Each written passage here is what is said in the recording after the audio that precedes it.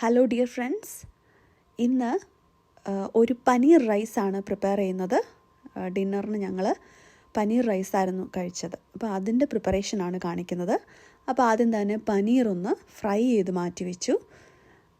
ഈ പനീർ ഞാൻ വീട്ടിൽ തന്നെ ഉണ്ടാക്കിയെടുത്ത പനീറാണ്. അപ്പം അതുകൊണ്ടത് അത്ര കറക്റ്റ് ഷേപ്പൊക്കെ വന്നിട്ടില്ല, കുറച്ചൊക്കെ ഇറഗുലർ ഷേപ്പാണ്. എങ്കിൽ പോലും നമുക്ക് വീട്ടിലെ ആവശ്യത്തിനാണ്. പിന്നെ ചെറുതായിട്ട് പനീർ അരിയുന്നതാണ് പനീർ റൈസ് ഉണ്ടാക്കാനായിട്ട് നല്ലത്. അപ്പോൾ അതുകൊണ്ട് കുറച്ച് പൊടിഞ്ഞൊക്കെ പോയിട്ടുണ്ട്, പക്ഷെ കുഴപ്പമില്ല. അപ്പം പനീറൊക്കെ ഒന്ന് ഫ്രൈ ചെയ്ത് വെച്ചു. അതിനുശേഷം ആ സെയിം ബൗളിലോട്ട് ഞാൻ ആവശ്യത്തിന് ഓയിൽ ഒഴിച്ചു കൊടുത്ത് ginger garlic green chilli crushed add ചെയ്തു. അപ്പോൾ അതൊന്ന് വാടിക്കഴിഞ്ഞപ്പം സ്ലൈസ് ചെയ്ത് വെച്ചിരിക്കുന്ന അനിയൻസ് ആഡ് ചെയ്തു. അതും ഒന്ന് നന്നായിട്ട് ഒന്ന് വാടണം, ബ്രൗൺ ഒന്നും ആവണ്ട. അതിനുശേഷം ബീൻസ് ചെറുതായിട്ട് ചോപ്പ് ചെയ്ത് വെച്ചിട്ടുണ്ടായിരുന്നു, അപ്പം അത് ആഡ് ചെയ്തു. അതൊന്ന് വാടാനായിട്ട്. അതിനുശേഷം പൊടികൾ ഓരോന്നായിട്ട് ആഡ് ചെയ്തു.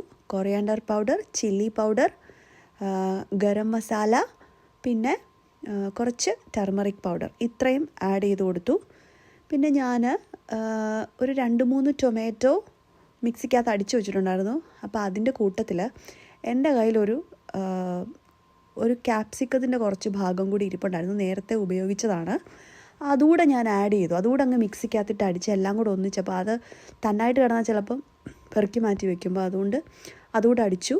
അതിനുശേഷം ഒരു മെയിൻ ഇൻഗ്രീഡിയൻറ്റ് ചേർത്തത് കസൂരി മേത്തി. അതൊരു മെയിൻ ഫാക്ടറാണ്, അത് വേണം, അതാണൊരു ഫ്ലേവർ തരുന്നത്. അപ്പോൾ കസൂരി മേത്തി ആഡ് ചെയ്ത് കൊടുത്തിട്ടുണ്ട്.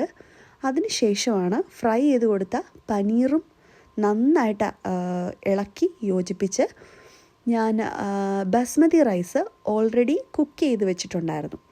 അപ്പം അത് കുറേശ്ശെ ആഡ് ചെയ്ത് നന്നായിട്ട് മിക്സ് ചെയ്തു.